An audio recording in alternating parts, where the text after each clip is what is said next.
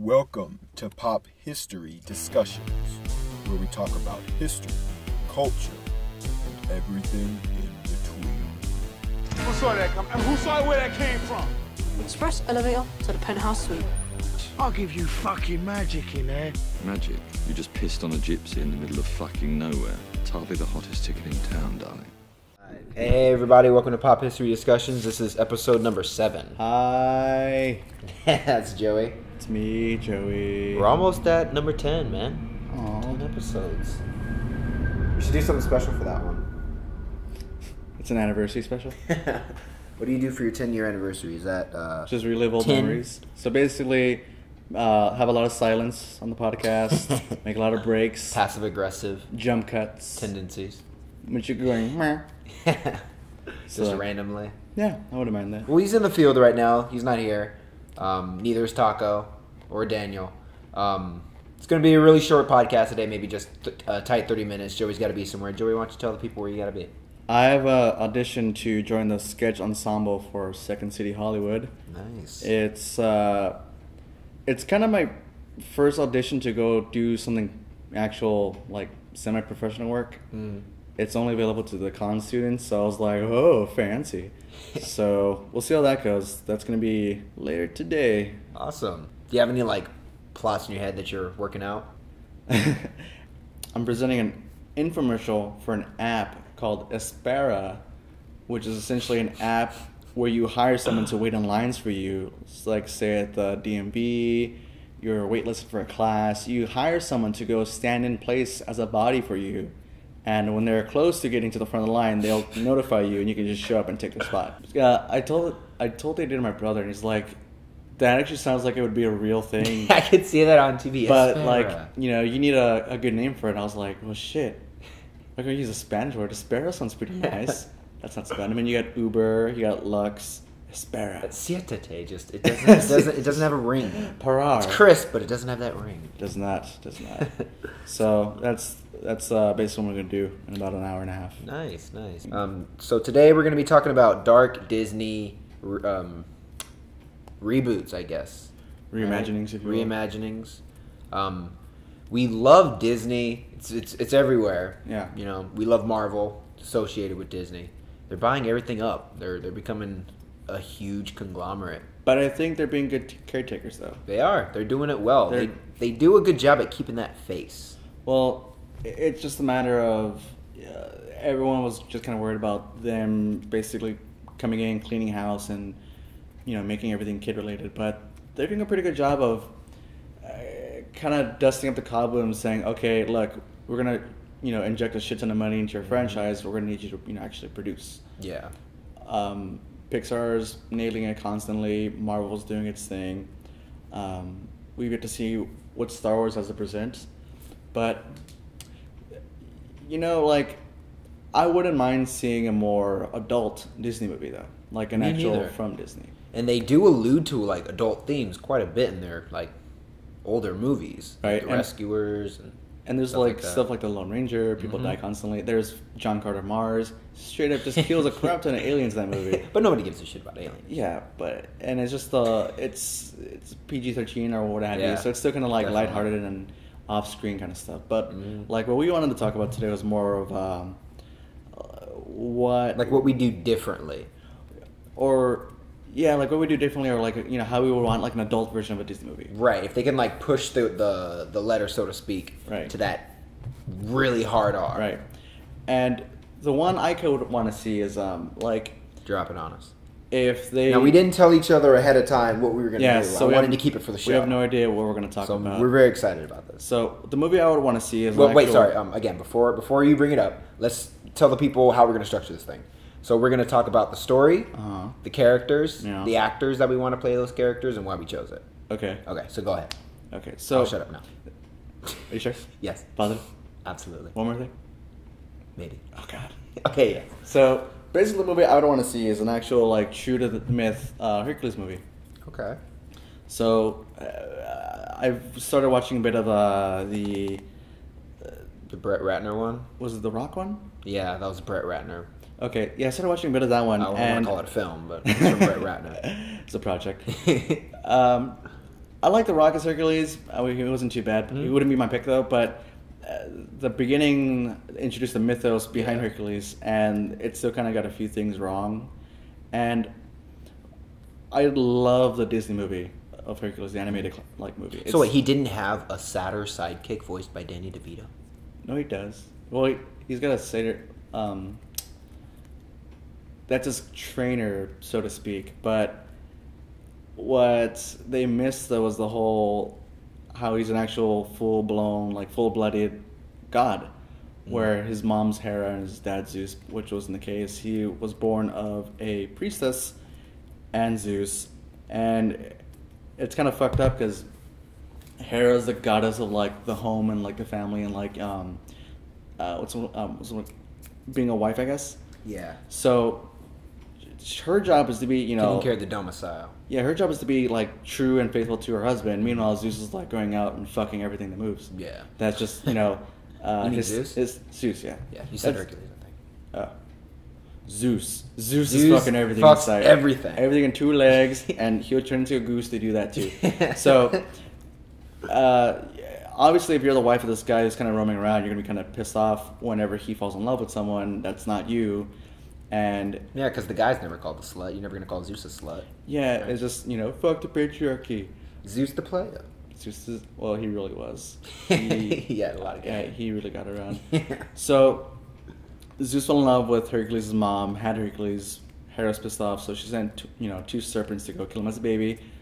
He killed him as a baby, and they, in the movie version of it, they kind of just showed it as like he's the full-blooded god of Hera and Zeus. He goes to Earth, gets picked up by farmers, and gets raised like doesn't know who he is. Yeah. Finds out eventually like, oh, I'm the son of Zeus, and kind of Drinks becomes a like hero. all that potion that would make him a full god up until the last drop, right? And then the drop disappears. So now he's just a demigod. Was that? That No. happened, Oh, yeah. oh, they sucked. Well, that was no, the Disney They sucked up the juice from him. Yeah. Oh, well, it was the poison. Yeah, remember. Yeah. Was it a poison or was it the Yeah, god juice? it was the poison. Oh, they were given to yeah. him as a bottle. So It was a poison that was going to kill him, and he drank everything but the last drop. right, He and had that's to what drink kind the of whole gave him thing. demigod status. But in the Backwards. movie, though, he coming of age story, he becomes a hero, finds Megara, falls in love, and That's her supposedly- full name, Megara. Megara. Oh. They fall in love, live happily ever after. I consider her a Disney princess because Oh yeah. technically she is. One of the hottest, man. She's my favorite. Mhm. Like her, sassy. Oh yeah, like she's like a punk rock chick. I really dig that. Someone once told me, I once told someone that she was my favorite, and they're like, "Wait, she's your favorite?" I'm like, "Yeah," and they're like, "That really explains a lot about your dating history." I was like, "Shut up!" Yes, whatever, it's fine.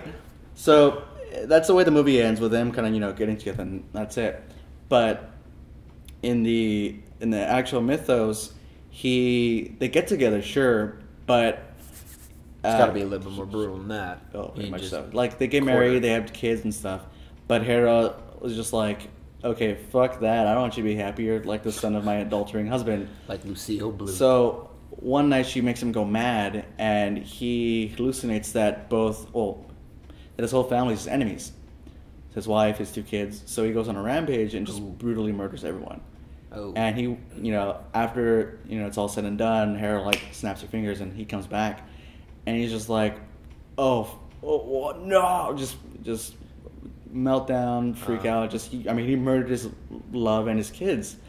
So he goes on and tries to repent, and it's kind of the cruelty of the Greek gods, where they're like, well, we know one of our own did this to you, but we're gonna make you pay for it because you did it anyways. So that's where the 12 labors coming in, happen. I'm gonna be honest with you. Right now, this sounds like Arrested Development mixed with like 2 other things. It sounds like Arrested Development. You have the mom hating the kid being happy, and a little bit of Archer. Uh-huh. You have him killing his whole family, so that's God of War. Uh-huh. And then you have him doing the 12 Deeds, so that's like Eddie McDowd. Eddie McDowd. It's Eddie McDowd, Arrested Development, and God of God War. damn it. Definitely not as fuzzy as Eddie McDowd, that's for sure. Not as cuddly. But yeah, so then he goes and does that. He finally accomplishes all the deeds, and he basically gets the forgiveness of Hera, and he actually has a second wife, and that's kind of it. Okay. And he goes, busts open the Mediterranean with the Rock of Gibraltar and blah blah blah. I wonder if he talks about Megara a lot with her. Like, oh, you know, she would have done this. She would have been down with that. It's a very strained marriage. The She second did one. 12 things in bed that you wouldn't do. Yeah, and she wasn't afraid to say that she was in love, just like in the movie. Gotta love that song. Anyways, so yeah, I would just want to see, because in a lot of Hercules movies, you never just it's You don't always see him like- as like a person. He's always the hero. Yeah, it's always it the seems like you want it's always like show the him in a highlights, like dude's good stuff light. about him, but like he was kind of dumb too. Like he wasn't like the smartest dude, but you He's know, a jock. I want to see like an actual true to mythos Hercules movie from Disney, And and paint all of them in the right light. and the person who I would cast as All right, Hercules. yes. Go for himself, your actors. I want Tom Hardy Tom Hardy. All right. Only For good- who? For Hercules? for Hercules. Okay. And like I'm specifically citing two of his movies, one of which Warrior Okay. and Bronson. Okay. Good. Because he's Two just good choices. he's And just a- both of those also he could play Kratos, like with just yeah. those two. I mean, he's like a meathead who is just kind of like he's there, but not fully like, okay, I have to go smash this. That's what I'm just gonna do. And He's a genius when it comes to smashing. God, who would I pick as Megara? I guess I would have to pick. I like Eva Green. Eva Green. What's she from? She played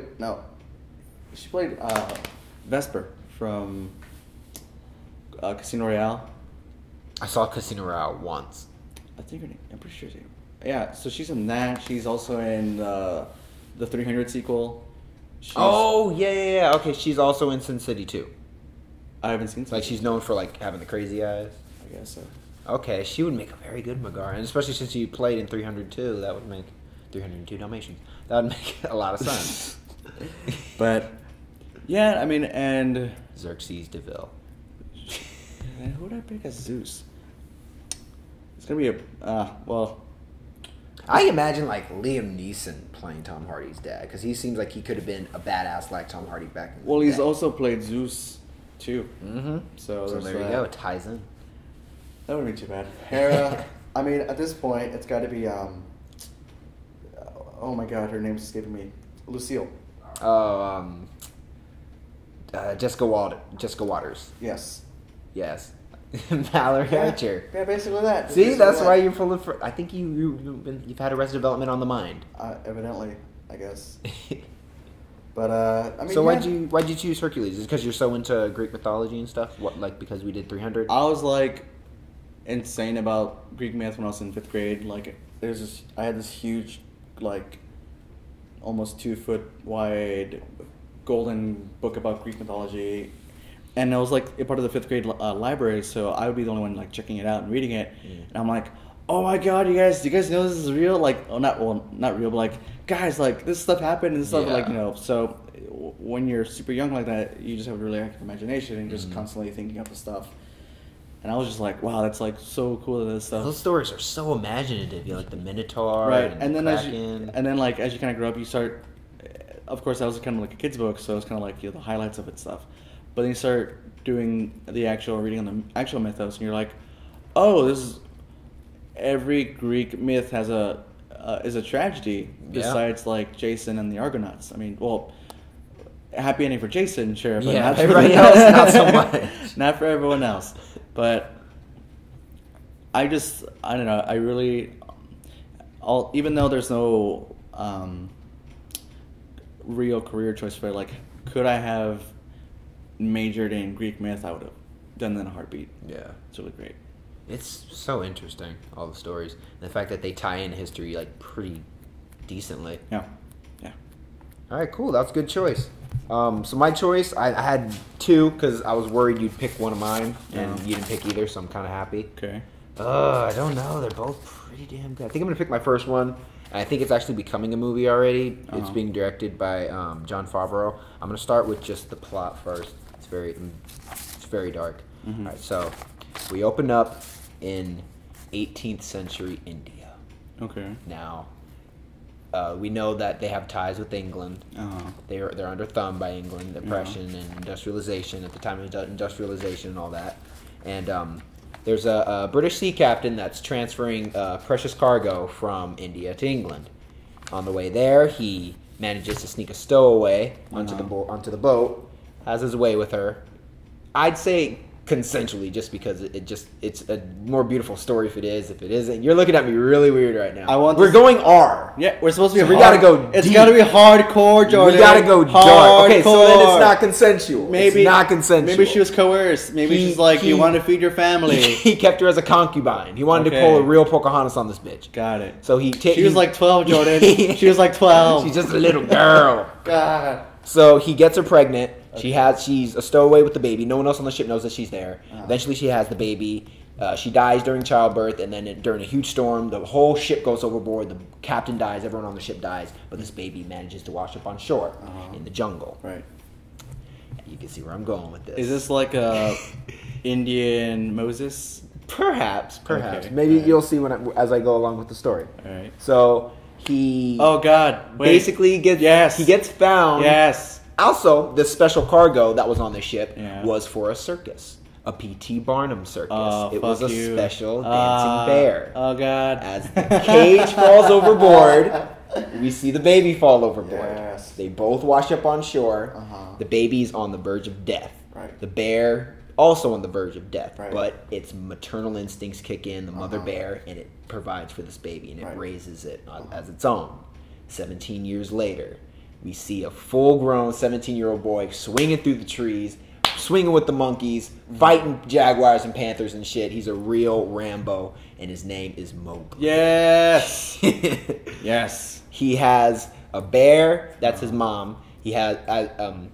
yes, it's just them right now in the story. So they're doing their thing. They're going through the jungle, bare necessities, all that bullshit. Yeah. I don't know if the animals have voices. Probably not, just to keep it like real, like Life of Pi. Maybe CGI animals. And they're just going through life. And the first contact he has with humanity is industrialization. Again, a British railroad being cut through India. Now, he's on the outside looking in. Who are all these people that look like me? What are they doing? And then he gets too close. They see him as a monster. The workers, they start throwing rocks at him and berating him. And in the midst of this, who walks by but the foreman's daughter, this really beautiful looking girl. Gets the eye of the workers, protects Mowgli, but he escapes. Yeah. Before he does, a giant panther comes and takes out most of the workers. As they try to kill the panther, he escapes with Mowgli. He names this panther Bagheera. So now he's got a pet Bagheera that's protecting his ass, and a bear. Right. The bear and the panther, they don't get along at first, but eventually they do. As the story goes on, I got my notes here. Hold on, let me look at my notes. They come across an elephant being trapped in a poacher's trap. Yeah. Being trapped by a crazy colonel, sort of like George Patton, named Colonel Haythie, which, as you'll know, is the name of the elephant in that cartoon. I forget the name of the song, but it was a really good song. Was it? I just know the beat though. It's like dun dun dun dun dun dun dun dun dun dun dun dun. Yeah. So we got it. So the elephant dies. He gets this real like commentary on humanity. Like, wow, this is what my people do. Like, we create stuff, we destroy stuff. Yeah. We're monsters. Right. Now this is where Shere Khan's gonna come in.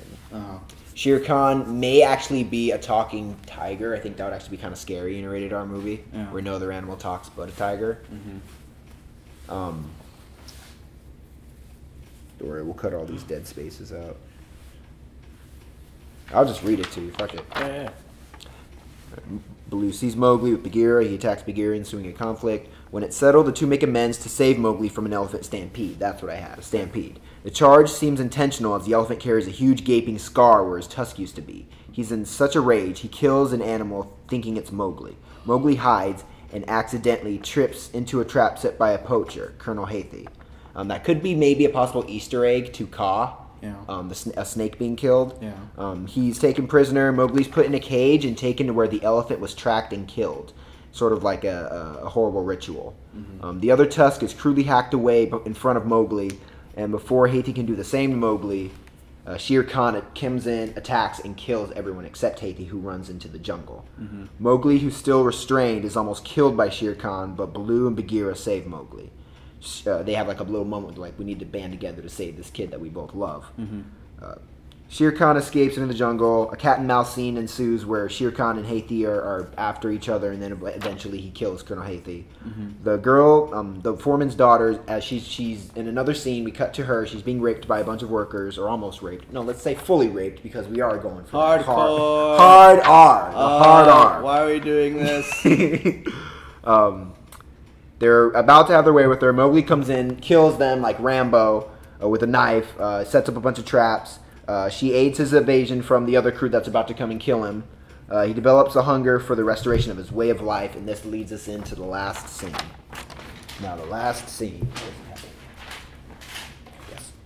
Shere Khan is about to kill Baloo, but Bagheera luring him into a village where the villagers beat him to death. So, as he's about to kill Baloo, Bagheera, he decides, Baloo's my friend, I gotta save him, and he distracts him, takes him into the village. Villagers basically just beat Shere Khan to death, because if you see a fucking tiger in your village, you're gonna be scared as shit. Those things, they're assholes. I wouldn't doubt it. They're assholes. It ends with Mowgli, the girl, and Bagheera watching the... Mowgli sets fire to the train site with the girl. They decided, this way of life is not for me. They set it up. It ends with Mowgli, the girl, and Bagheera watching it burn, and then they look at each other, and then Bagheera, who just runs into the jungle, and then we get that slow dolly into the jungle, which will be the first shot also. Does Mowgli, so does he stay in the jungle, or does he... He stays in the jungle. He's decided to completely abandon his way of life. And this chick. Okay, perfect. He's I was like... fuck you guys, it's gotta be hardcore, so, it's gotta be like... he just gives her, a hard kiss, see you, babe, and he just swings in. It's like Roman Holiday. Yeah. He chooses... Or like Gone with the Wind, frankly, my dude. He chooses duty over love. I don't give a vine, and he just swings off into the jungle, never to be seen again. I'd watch that movie. It's very ambiguous. It can be you could possibly spin off into a sequel. Yeah. Yeah. I'd watch that. Who would you pick? Who's Mowgli? I think just a no-name actor or the kid that was in Life of Pi would be a good choice. Just because I don't know any other young Indian actors. And I don't want that guy that was in Last Airbender. Well, it doesn't have to be Indian. He could be he's half-breed, right? Yes, he's half Indian, half white. So I'd pick Dante Bosco. Dante Bosco. You may know him as Rufio. Oh, Rufio. He reminds me too much of Timothy Delgado. That's Jordan. I know we're being hardcore here. Filipino Mowgli. I know we're being hardcore here, Jordan, but that's racist. Just kidding. No, I think just that'd be a good casting for a no-name actor, just to really put someone's name on the map. Yeah, because he's literally just a jungle kid. Yeah, he's a jungle kid. He's a feral kid, wild child. Yeah. But again, I don't think the animals should have voices. No. I think it should be the comic We Three, where they're just looking at each other and giving just subtle nods. Like Life of Pi. Yeah, exactly. You know what they're thinking. Yeah. I'm going to eat you now. And for the girl, the girl from Slumdog Millionaire, the one that he's in love with. Okay. I forget her name, but she's really hot. And I think she'd be a good foreman's daughter. See, I thought the foreman was British. No. The foreman's got to be. Well, the foreman is under the influence of a British upper up. So the foreman's Indian, so it's being it's the work's being. So he's basically being assimilated. Yeah. Okay. It's like whitewashing. Yeah. Yeah. We're gonna work with the natives, so they think that we're savvy with them. They hate that guy's family because of that purpose. Oof. There's a lot of drama there. Yeah. So I think it is, again, also being directed by Jon Favreau. I think it's really becoming a movie. Like Scarlett Johansson said, to be the voice of Kaa. Bill Murray's supposed to be Baloo. Idris Elba is supposed to be Shere Khan. Apparently, the office I work in, they've got this LA Center Studios right next door. Mm-hmm. So there's a restaurant called Flicks there. And apparently some of my coworkers have said they've spotted her there. Really? This is back when they were shooting there. So from my building, at one point we could look out, and there's the bank lot was set up to this huge pool, a pond type thing. Yeah. And they basically had an animatronic elephant there, and some kid was playing on the back of it, and they kept just squirting water all over the place. So I was like, "Is that? Oh, okay. I guess that's the Jungle Book, right?" And I was like, "Wait, ScarJo's here?" We went the next few days to go try to scope her out, but alas, it was not to be. Man. You'd see her from like a mile away. Just a glow would be emanating from her. Just all. Apparently she's short. Apparently she's short. But I'm all short. I'm short. So what? She likes tall guys? Is that it? I'm taller than her. I mean, that's fine. All right, so that's going to be the end of our podcast. We're probably going to do another one of these because I think there's just a lot. This is a really good well of entertainment, just Disney. We're going to bring on more people with more darkness. Yes, we're going to have an audience that's probably going to vote on the one that they would want to see. Yeah. Probably yours because yours, it ties into a lot more interesting movies. And mine just seems like a Rambo ripoff. Rambo with the Emerald Jungle. Well, mine's been done a shit ton of times too, so I don't know. We'll see. Well, we'll have better ideas next time. Yes, that is a guarantee. Jordan and I will blow everyone else out of the water. There'll be a different idea. You'll hear different words in a different order. Yeah. All right, so that's gonna be it. Episode 7 is a wrap. You can get to me at Studley Utley on Twitter and Facebook. I'm Jordan Utley. You can get to me on, I guess, Twitter and Instagram at ChewItPunchy. So that's supposed to be like the play on the quote from Star Wars, right? Punch it, Chewie. Punch it, Chewie. Well, that was taken, so I just got ChewItPunchy. I figured, because that's a pretty popular phrase. But you changed it up pretty interesting. I'm surprised it was not taken. Who is Punchy? And what is he chewing? I don't know, but he's doing it. He's doing it. He is doing it. Could be a churro. Could be a piece of gum. Yeah. You don't know. It's a lot of options, but don't tell me the odds. All right, so that's the end of our podcast. We'll see you guys next time. So, bye. Bye.